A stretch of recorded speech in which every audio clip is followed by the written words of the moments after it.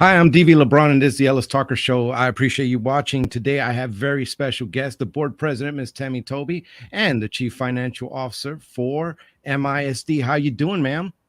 Great. How are you? You're doing good. I appreciate you guys coming on and talking to the community.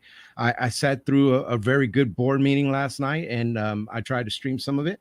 I did get some stuff in. You guys had a great conversation about a lot of things, and I know that there was a budget pass. So what I want to do is kind of talk. I want to talk. I'm aiming to talk with the chief financial officer about the the numbers.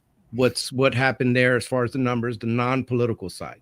And then I got Miss Tobey here, so I can kind of hit her on the political stuff that goes into it. So I like I did last year, I separate the two because they're very important, both information, raw information, and kind of what your elected officials think about it.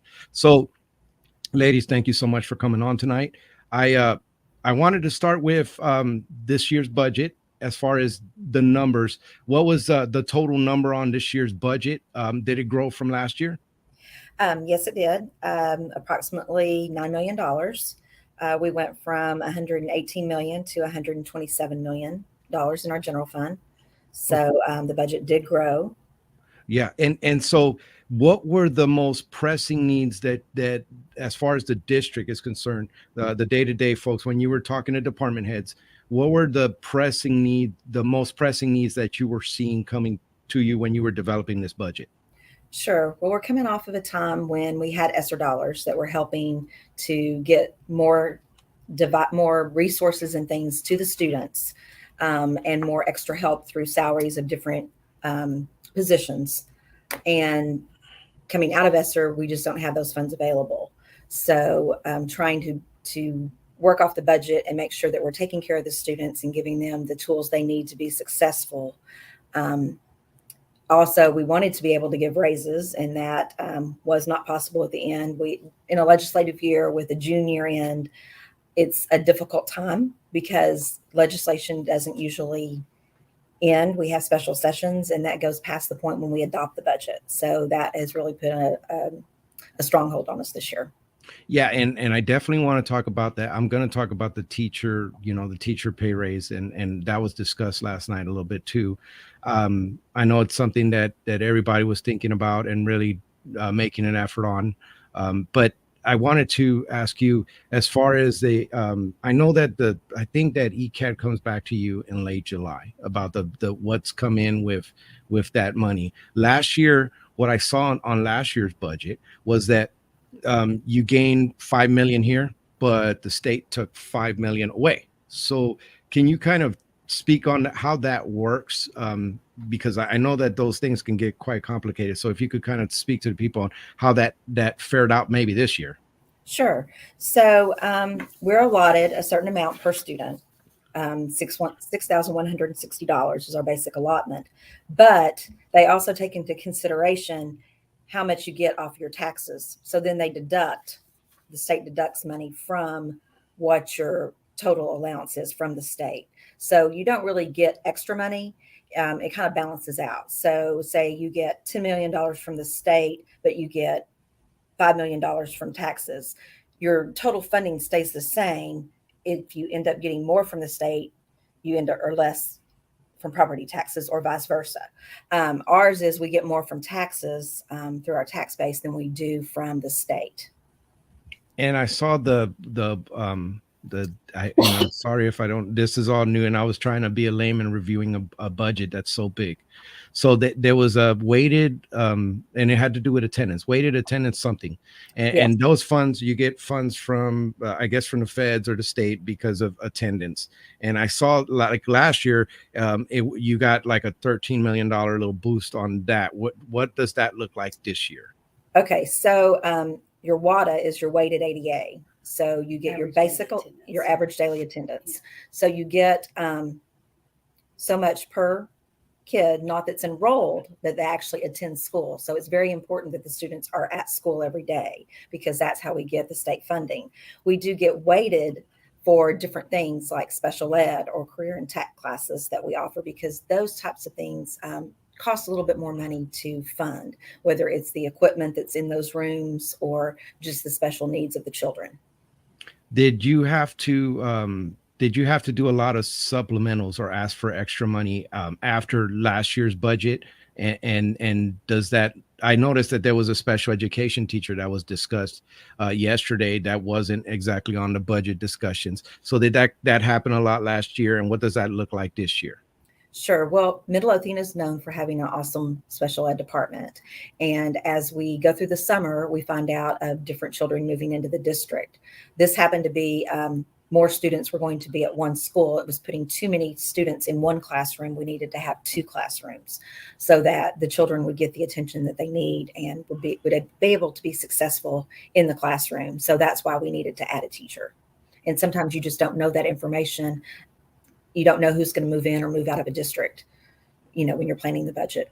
And there was there was supplementals last year. What kind of and I know that was last year's budget, but I want the audience to understand that sometimes things come up and you got to add, and maybe understanding that can kind of give context when you're trying to ask for more money, etc. So what kind of cost did you see? Because I know inflation hit. So what kind of cost did you see extra last year that weren't foretold in the budget? There were things like Winter Storm Uri. Our electricity costs went up because of paying for those extra costs related to that storm through the co-ops. Also, just the cost of doing business. Contracted services went up, electricity, just general supplies, paper products, those type of things were probably fuel, all of that. All of that.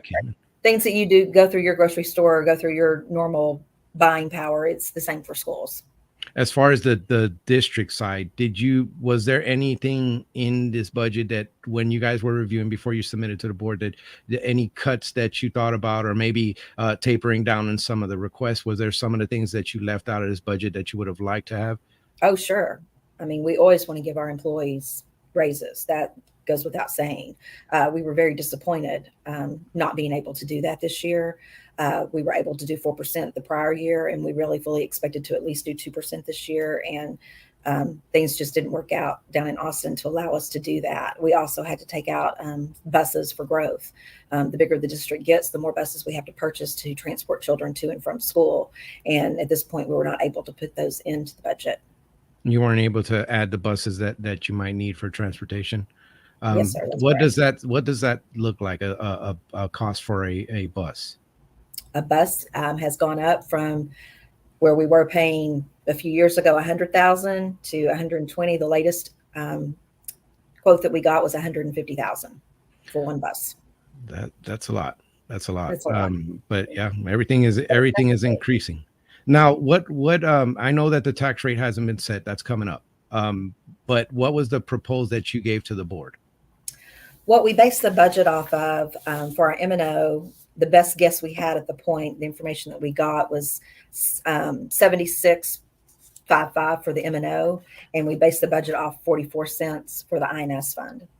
Okay. So we have gotten some word from Austin lately that in this second special session, there are some new rates coming out. Our tax rate could be even as much as 10 cents lower than that.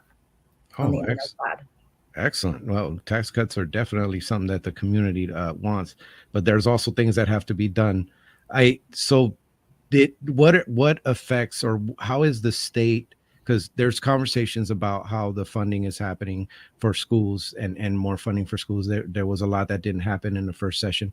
What are the ways that the stuff going on in Austin is affecting the bottom line, and how you deal with the budget? It's slowing our course. We were really expecting there to be some more additions in the security area to really help with the governor mandating an SRO on every campus. MISD has worked very hard in the last years to increase that every year. We're doing a great job of that to where we have, coverage well at the secondary campuses and at the elementary campuses, but we would like to be able to add more to that to make sure that there's enough coverage. Have you seen a lot of mandates come down from the state that were unfunded that you guys are having to deal with this year? Yes. Security is the biggest one. Security is the biggest one, at putting an SRO in every campus. Mm-hmm. Okay. So now I'm kind of going to shift into the political.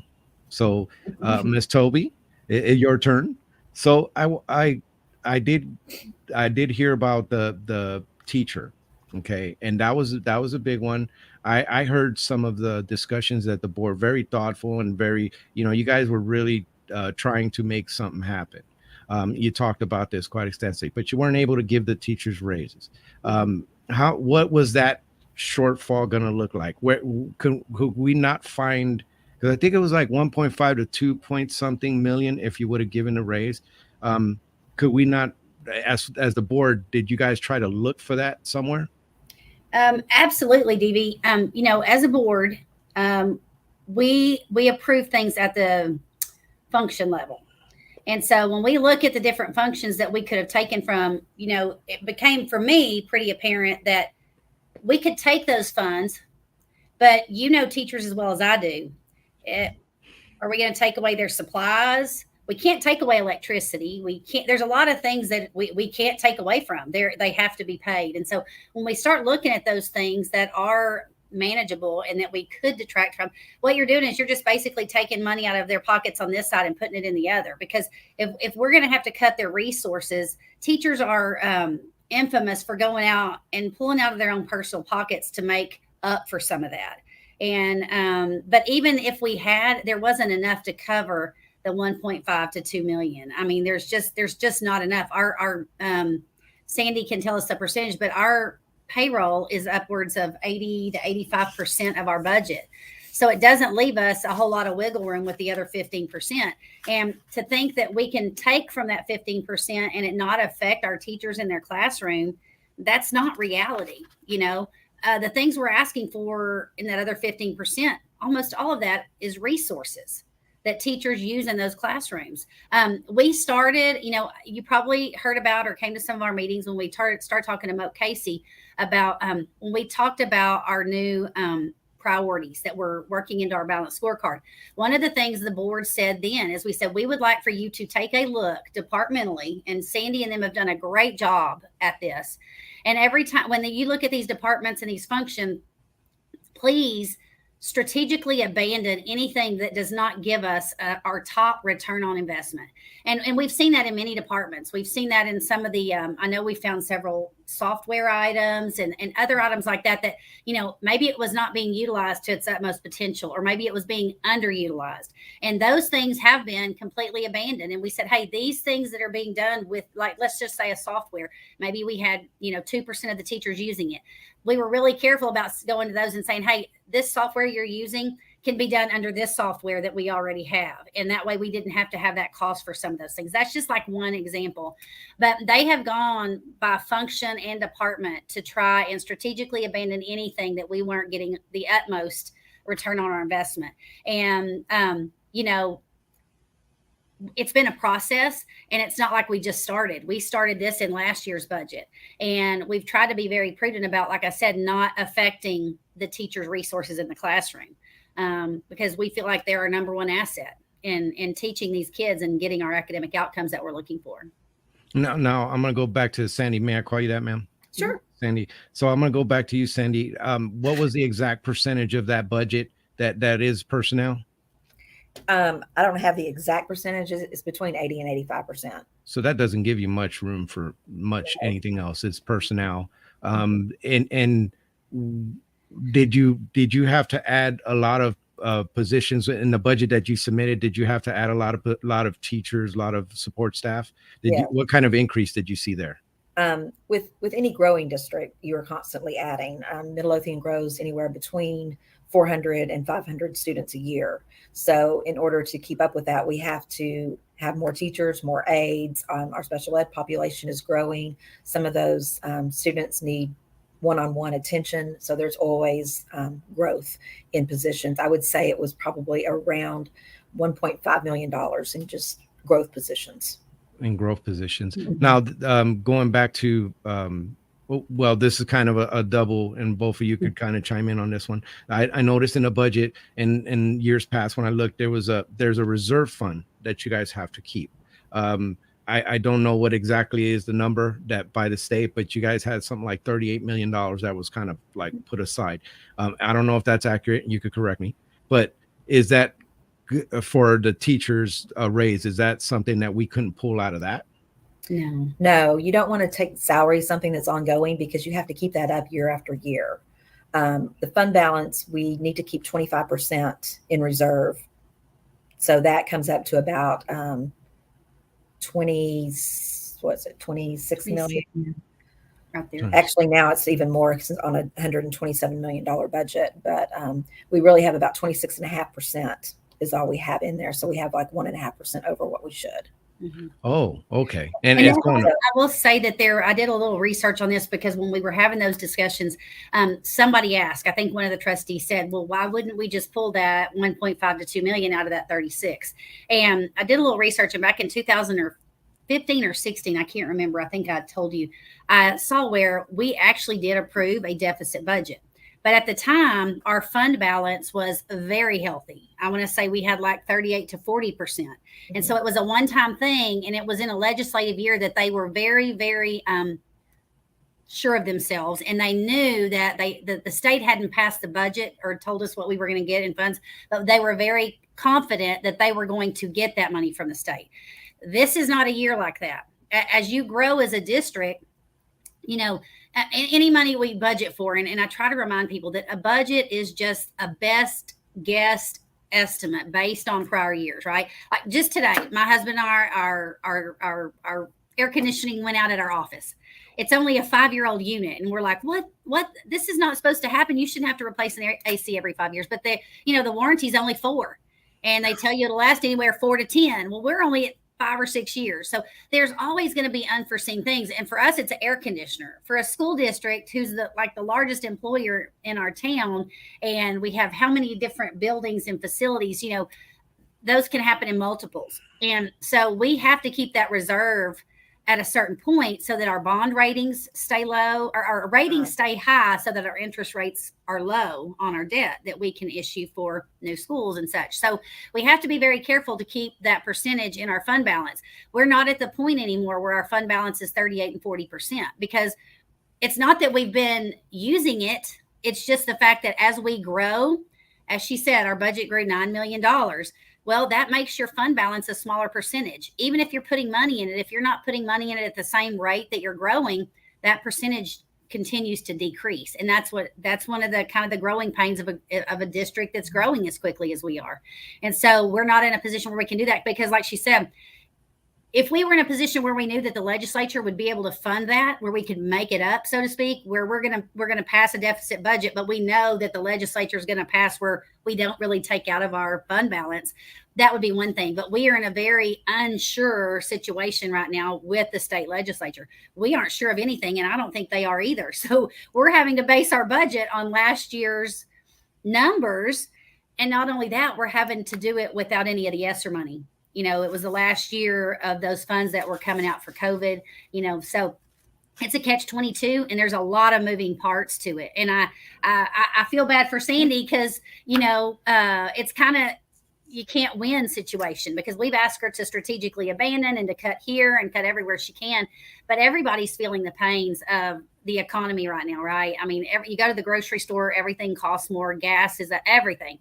So just like you're feeling it in your personal pockets, it's the same thing with the school district. And I know people look at our budget and they're like, gosh, that's huge. But we also have huge expenses, and we're serving a bigger population, and we're serving a more diverse population, which is amazing and beautiful, right? But it takes dollars. Bottom line is, it takes dollars to be able to bring on those resources and to employ the best teachers for our students. And so, they're doing a great job. The board has asked, and we've received all the things we've asked for. It's just given the growing district and a population, again, just like with the special needs, we love that we're going to serve a bigger population. We love that we have the reputation that people will bring their kids to us, but we've got to continue to serve them, and we've got to serve them at the level that they come to us at. And so I felt bad, because, I felt like some people were like, well, why didn't you know? Well, I wish we had a crystal ball. I really, really do. But those things do happen. And it's not uncommon. And, I want to continue to commend them as much as I can, because I've been around for 6 years, and they're doing a great job of trying to cut everywhere they can. But when you say cut, we want them to cut in places where our students and our teachers aren't going to feel it in the classroom. And that's really getting harder and harder to do. Right. So Sandy, what does the debt look like? What does the debt service look like? How much are we paying for debt now? We pay about $25 million a year. We're currently in the process of refunding some variable bonds into fixed rate. That will save the taxpayers approximately $12 million. So we continually look for those ways to save money where we can. I know that there was a lot of refinancing of debt when these rates were really low. How is that affecting you now with these rates being higher? Well, this is taking a variable rate. We don't have a lot of variable rates. We just have 2 offerings that are like that. So this is actually, like I said, saving us $12 million, and we'll pay those off in 5 years. We're trying to hedge ourselves against that interest rate risk by doing that, DV. And that's why we chose to do those variable rates. Most of our debt is fixed rate. But when the interest rate started going up, our bond management group came to us and said, hey, this will save you money. And so we're very prudent on trying to stay on top of that kind of stuff too, because, we're under the kind of rate risk is what they call it. And on those variable bonds, when they start going up, that's a good time to try and retire some of those. And again, that's going to save the taxpayer $12 million in the future. And I thought that was a great idea. Oh, anytime you can save money, that's definitely something that the taxpayers like to hear. The board's very good too about defeasing bonds early too and paying them off early. So return on investment, and that's a term that's been being used. And I noticed it yesterday and then right now in the thing. And return on investment is something that the community expects from the district too. A return of investment. There was a bond that came up and it did fail. There was I believe it was A, B, and C and D or 4 parts of the bond, and it did fail. The voters, they weren't convinced. Yesterday there was talk about a bond for November. I'm not saying that there was nothing agreed upon. There's not definitely going to happen. It was just a talk of a talk. I want to commend you guys for I was watching. I want to commend you guys for having a thoughtful, a discussion about it and recognizing in there that, the community had problems with the first one. And we're not going to go ahead and just try to pass it again when the community told you there's some problems there. So I wanted you kind of, if you could speak to the audience kind of that didn't watch yesterday, about where you guys are at with the bond. What happened yesterday? What did you agree upon when it comes to that? And maybe talk to the voters about the needs, because there's a lot of needs that the school requires, and there was talk about that. If you could kind of tell the audience about that. Okay. Well, there were 3 parts to the bond. And some of the things that we talked about the other night is just the fact that we were all a young board. None of us have been on the board before when we passed a bond. And so it was kind of a trial run. And we probably as trustees need to be better about getting out and telling the story and telling about our needs, telling about the troubles that we're going to have if we don't have the money to build these schools. Dr. Rue was here for the first time last night, and she has a great breadth of experience in passing bonds and just being in districts that were growing rapidly like ours. And I'm excited to have her here to help us with that. But the big thing is we're going to have to be better about telling the story. I think a lot of people were confused about the fact that, there was part A, B, and C. A, when I looked at it, even going back and reviewing it, A basically contained what I would call necessities, like the bare necessities of what we needed as a district. Now, mind you, the school board did not come up with those lists. We had a group of 135 community members that collaborated and then brought this recommendation to the school board. And so there were 3 parts. There was A, B, and C. A was what I would call the necessities. There's some facilities that need maintaining. There were 2 new elementary schools, a CTE center, repairs to the ag barn. It was a plethora of things that we deemed, and so did the committee, as pretty much necessary. Part B was storm shelters, and that would just be to bring the other buildings to cut up to the standard of the others. After a certain point, the state required us when we built a building to do a storm shelter. So there's half of our campuses that are equipped with storm shelters, and there's half of our campuses that I'm just talking in generalities that are not. So that same committee said, well, why don't we bring forward to add storm shelters? So that was Proposition B. Whether it's depending on you and your desires and where your priorities lie as to whether or not that was a necessity or what a couple of people called fluff. C was some upgrades to a couple of athletic facilities, a couple of to bring equity. Yeah, to bring equity among the middle schools and the high schools. And it was some athletic facilities, like certain facilities don't have enough bleachers or restrooms or things of that nature. So, whether again, that may be considered fluff for some people, but if you're a kid who goes to maybe Frank Seal and they don't have bleachers and a restroom at their fields, that may not be fluff to you. That's kind of a necessity. So those things were just to bring those campuses up to parity. We as a board said, hey, if this is what our community committee is recommending, we just decided as a board that we would put that forth to the voter and let them speak to us on that. Our discussion the other night was the fact that, the community spoke and they felt none of it was necessary. And we had a very candid discussion about the fact that, we need a couple of elementaries to come on board